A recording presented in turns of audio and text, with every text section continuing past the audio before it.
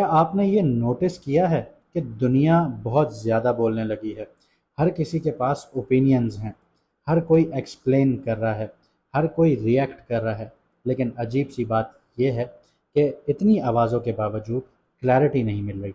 और इसका रीज़न सिर्फ लोग नहीं है, आसमान में होने वाली हरकत भी है, यानी कि प्लानिटरी पोजीशन का शिफ्ट भी है। तो आसमान में जेमिनी का जो कॉन्स्टलेशन है वो एक्टिवेट हो रहा है और जुपिटर ऑलरेडी जेमिनी में बैठा हुआ है। अब 14 तारीख को वीनस यहाँ पर आएगा, ट्रांजिट होगा, और 15 मई को सन ट्रांजिट करेगा जेमिनी में। तो ये जेमिनी की एनर्जीज को इग्नाइट करेगा, यानी माइंड, इमोशंस और ईगो सब एक साइन में एक्टिव होने वाले हैं। लेकिन यहाँ असली ट्विस्ट शुरू होता है कि जेमिनी मरकरी का घर है, कम्युनिकेशन का घर है, इंफॉर्मेशन का घर है, और यहाँ जुपिटर कंफर्टेबल नहीं होता। जुपिटर रेट्रोग्रेड था, रेट्रोग्रेड के बाद डायरेक्ट हुआ, आपको पॉजिटिव रिजल्ट देते देते रोक देता है, 99% पर लेके जाके आपके काम रोक देता है। तो ये जुपिटर की थोड़ी सी नेगेटिविटी है जेमिनी में होने की वजह से। और यहाँ जुपिटर, जैसे मैंने आपको बताया, कि कंफर्टेबल नहीं होता, क्योंकि जुपिटर जो है वो विजडम का प्लैनेट है और जेमिनी जो है वो एंडलेस इन्फॉर्मेशन है। यानी जो जुपिटर है इस वक्त एक ऐसी जगह पर फंसा हुआ है जहाँ सच और शोर मिक्स हो चुके हैं। लोग ज़्यादा बोलेंगे, कम समझेंगे, रिलेशनशिप मिक्स सिग्नल्स देंगे, ओवर थिंकिंग करेंगे। लोग इमोशनली अवेलेबल नहीं होंगे लेकिन अटेंशन ढूंढेंगे। वीनस जेमिनी में जब आएगा तो ये अट्रैक्शन को फास्ट करेगा लेकिन डेप्थ को अनस्टेबल कर देगा, यानी रिश्तों में गहराइयाँ नहीं होंगी। सन जेमिनी में ईगो को वर्ड्स देगा, यानी ईगो जो होगी वो फ्लेयर करेगी, लेकिन साथ ही आर्ग्यूमेंट्स, इम्पल्सिव ओपिनियंस और मेंटल रेस्टलेसनेस भी बढ़ाएगा।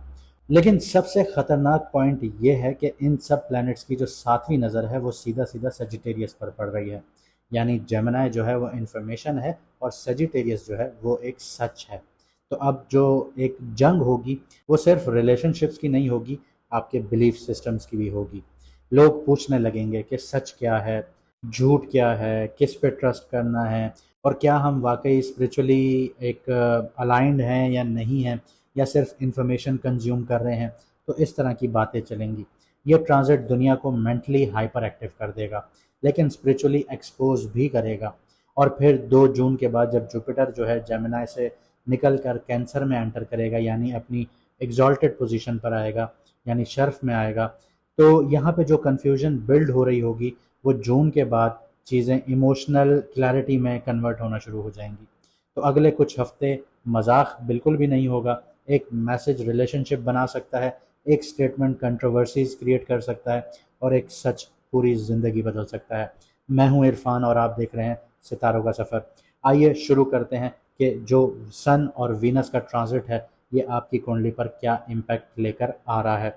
इसके साथ साथ ये बताता चलूँ कि जिन लोगों ने अपना मून साइन जानना है वो कमेंट सेक्शन में अपनी ओरिजिनल डेट ऑफ बर्थ लिख दें, आपको आपका मून साइन बता दिया जाएगा। और जो लोग डायरेक्शन हासिल नहीं कर पा रहे, जिनको समझ में नहीं आ रहा ज़िंदगी किस तरफ लेके जानी है, घर के मसले हो रहे हैं, घर के इश्यूज ख़त्म नहीं हो रहे, पैसा एक हाथ से आ रहा है दूसरे हाथ से जा रहा है, एक्सपेंसेस बढ़ चुके हैं, आपके दोस्त यार आपको डिच कर रहे हैं, बहन भाइयों से आपको वफा नहीं मिल रही, तो आप लोगों की स्क्रीन पर व्हाट्सएप का नंबर आ रहा होगा, मैसेज करके अपना अपॉइंटमेंट बुक करवा लीजिए, ताकि आपकी ज़िंदगी के जो इश्यूज़ हैं आपको एक क्लियर पाथ की तरह सामने नज़र आना शुरू हो और आप उनका हल ढूंढ के आगे बढ़ सकें। आइए जानते हैं कि आपकी कुंडली का इम्पैक्ट क्या है सन और वीनस के ट्रांजिट पर। अब आपकी ज़िंदगी स्पॉटलाइट पर आ रही है, यानी कि जो वीनस और सन का ट्रांजिट है वो आपके फर्स्ट हाउस में है। जुपिटर ऑलरेडी आपके फर्स्ट हाउस में बैठा हुआ है, यानी यूनिवर्स इस वक्त सीधा आपको एम्पलीफाई कर रहा है।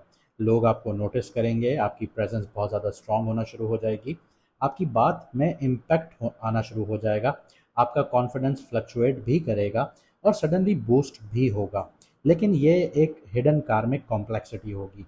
जुपिटर जेमिनी में अपने दुश्मन के घर में बैठा हुआ है, अपने एनिमी के घर में बैठा हुआ है, यानी कि जो जेमिनी है वो मरकरी इसका लॉर्ड है, यानी विजडम और आइडेंटिटी एक दूसरे से परफेक्टली अलाइन नहीं होंगे। आपको लगेगा कि मैं बहुत कुछ समझ रहा हूँ, लेकिन अंदर कन्फ्यूजन भी पैरेलल चल रही होगी।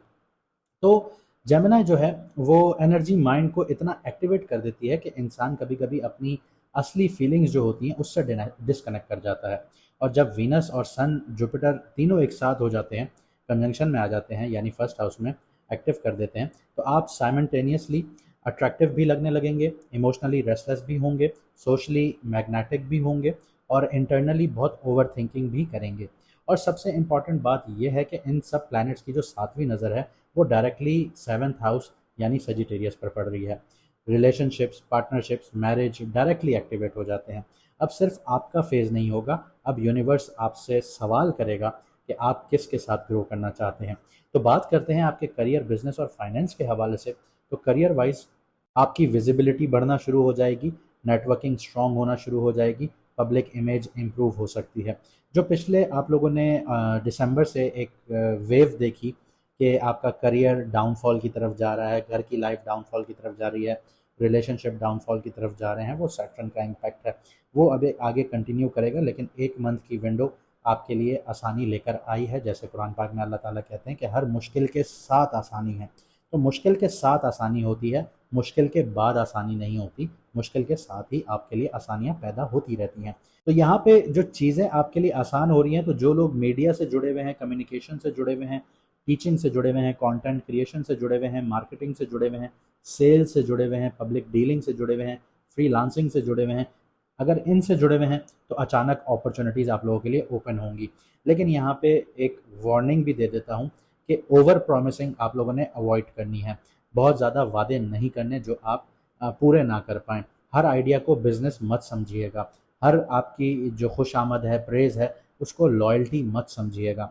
सन ईगो को एम्प्लीफाई करेगा, वीनस जो है वो चार्म को एम्प्लीफाई करेगा और जुपिटर जो है वो एक्सपेंशन को एम्प्लीफाई करेगा, चाहे पॉजिटिव हो या नेगेटिव हो। जुपिटर का काम सिर्फ एक्सपेंशन करना है। यानी अगर ग्राउंडेड नहीं रहे आप लोग तो डिस्ट्रैक्शंस भी बहुत बढ़ेंगी आप लोगों की। लेकिन 2 जून के बाद जुपिटर कैंसर में चला जाएगा, शर्फ में आ जाएगा, तो उसका इम्पैक्ट मैं आपको बताऊंगा जुपिटर की सीरीज़ में, एक डिटेल सीरीज़ करेंगे। अभी जो है वो आपकी आइडेंटिटी रीराइट हो रही है, बाद में आपका जो वेल्थ का स्ट्रक्चर होगा वो बिल्ड होगा। रिलेशनशिप्स की बात करते हैं, मैरिड लोगों की बात करते हैं, सिंगल्स की बात करते हैं। यहाँ सबसे इंटेंस एक्टिवेशन नज़र आती है क्योंकि आपका सातवां घर एक्टिवेट हो जाता है। वीनस आपको मैग्नेटिक बना रहा है और जो लोग हैं वो आपकी तरफ नेचुरली अट्रैक्ट करना शुरू करेंगे। सिंगल्स की बात की जाए तो नई अट्रैक्शंस देखने को मिलेंगी, ऑनलाइन कनेक्शंस बनेंगे, सडन केमिस्ट्रीज डेवलप होंगी या किसी इंटेलेक्चुअल पर्सन के साथ आपकी बॉन्डिंग बहुत ज़्यादा स्ट्रांग हो जाएगी। लेकिन इशू ये है कि आप खुद इमोशनली क्लियर नहीं होंगे। कभी अटेंशन अच्छी लगेगी, कभी कमिटमेंट बहुत ज़्यादा हैवी लगना शुरू हो जाएगी, कभी फ्रीडम बहुत ज़्यादा चाहिए होगा, कभी डीप इमोशनल वैलिडेशंस चाहिए होंगे। तो मैरिड जेमिनी लोगों की बात करें तो रिलेशनशिप में कम्युनिकेशन बहुत इंपॉर्टेंट होगी आप लोगों के लिए। ईगोइस्टिक जो अप्रोच है वो आपको छोड़नी पड़ेगी। अगर आप लोग ऑनेस्ट हुए तो बॉन्डिंग आप लोगों की इम्प्रूव होगी। और अगर आप लोगों ने सिर्फ गेम्स खेलना शुरू किए, मैनिपुलेटिव बिहेवियर दिखाना शुरू किया, तो यहाँ पर डिस्टेंस जो है वो बहुत फास्ट क्रिएट होगा। और क्योंकि सजिटेरियस पर डायरेक्ट एस्पेक्ट जा रही है इन 3 प्लैनेट्स की, तो पार्टनर का बिहेवियर भी बहुत इन्फ्लुएंशियल होगा इस दौरान। जेमिनी वालों के लिए अगर मैं ये चीज़ कहूँ कि जुपिटर आपके रिलेशनशिप्स को बचा रहा है, तो ये चीज़ गलत नहीं होगी क्योंकि सैटर्न भी 7th हाउस में सजिटेरियस को देख रहा है। तो आपके रिश्ते ख़राब हो रहे थे लेकिन जुपिटर उनको फ़िलहाल इंटैक्ट करके बैठा हुआ है, यानी इस नहस पे नहीं लेके आया कि चीज़ें बिल्कुल बिखर जाएं। जुपिटर ने उसको होल्ड किया हुआ है, लेकिन जुपिटर कैंसर में जाएगा तो इसका इम्पैक्ट आपको नज़र आएगा। कुछ जेमिनी वालों के लिए लाइफ में एक ऐसी सिचुएशन भी डेवलप होगी कि इनका जो एक्स है वो रिटर्न हो सकता है, कार्मिक कनेक्शंस बन सकते हैं। तो ये चीज़ें भी आप लोगों को आ सकती हैं आप लोगों के लिए। हेल्थ की बात की जाए तो ये ट्रांजिट बॉडी से ज़्यादा नर्वस सिस्टम को इम्पैक्ट कर रहा है। यहाँ पे जो पॉसिबल इश्यूज आ सकते हैं वो एंजाइटी ट्रिगर हो सकती है। एक ऐसे रेसिंग थॉट्स आपके दिमाग में चल सकते हैं कि जो ख़त्म ही ना हो रहे हों। इंसोम्निया देखने को मिल सकता है, रात भर नींद ना आना, आपके कंधों में दर्द, आपके सर में दर्द, आपके हाथों में दर्द, ये चीज़ें देखने को मिल सकती हैं। ब्रीदिंग सेंसिटिविटी देखने को मिल सकती है, सोशल एग्जॉशंस देखने को मिल सकती है, मेंटल बर्नआउट जो है वो फिजिकल एनर्जी होने के बावजूद मेंटल बर्नआउट आप लोग फील कर सकते हैं। इस टाइम पीरियड में आप बिजी तो बहुत रहेंगे लेकिन इमोशनली सेंटर्ड रहना ये आपके लिए थोड़ा सा मुश्किल होगा। और यही इस ट्रांजिट का एक डीपेस्ट लेसन आप कह सकते हैं इसको। और यहाँ पे असली ट्रांसफॉर्मेशन आपकी ज़िंदगी में तब होगा जब आप अपनी खामोशी को भी सुनना सीख जाएंगे। तो याद रखिएगा कि इस बार जेमिनी की एनर्जी सिर्फ कम्युनिकेशन नहीं लेकर आएगी, ये कन्फ्यूजन और क्लैरिटी के बीच में एक जंग लेकर आएगी। वीनस जो है वो इमोशंस को हवा की तरह चलाएगा, लेकिन सन जो है वो जलती पे तेल का काम करेगा आपके ईगो को लेके और आपकी आइडेंटिटी को लेके। और जुपिटर जो है वो एक दुश्मन के साइन में है, तो यहाँ पे बैठ कर ये आप सबको यही सिखाएगा कि हर इन्फॉर्मेशन विजडम नहीं होती। अगले कुछ हफ्तों में आप लोग देखेंगे कि कुछ रिलेशनशिप्स बनेंगे, कुछ इल्यूजन्स आप लोगों के टूटेंगे, कुछ लोग वापस आएंगे आपकी ज़िंदगी में, और कुछ लोग ऐसे खुल के आपके सामने आएंगे जो आपसे इग्नोर नहीं किया जाएगा। लेकिन याद रखिएगा कि जब जुपिटर यहाँ से ट्रांजिट करेगा तब इमोशनल क्लैरिटी आप लोगों को धीरे धीरे अंधेरों से निकाल के दोबारा लाइट की तरफ लेकर आना शुरू होगी। अब खुदा की कुदरत जो है, यानी यूनिवर्स जो है, वो माइंड को चैलेंज करेगी ताकि बाद में दिल से असल सच समझ सकें आप लोग। तो जो भी हो रहा है उसे कोइंसिडेंस नहीं समझना आप लोगों ने। कुछ कन्वर्जेशंस कार्मिक होती हैं, कुछ एंडिंग्स जो हैं वो स्पिरिचुअल होती हैं, और कुछ लोग सिर्फ इसलिए मिलते हैं ताकि आप खुद को पहचान सकें। मुझे दीजिए यहाँ से इजाज़त, मिलते हैं अगली वीडियो में सितारों के सफ़र पर।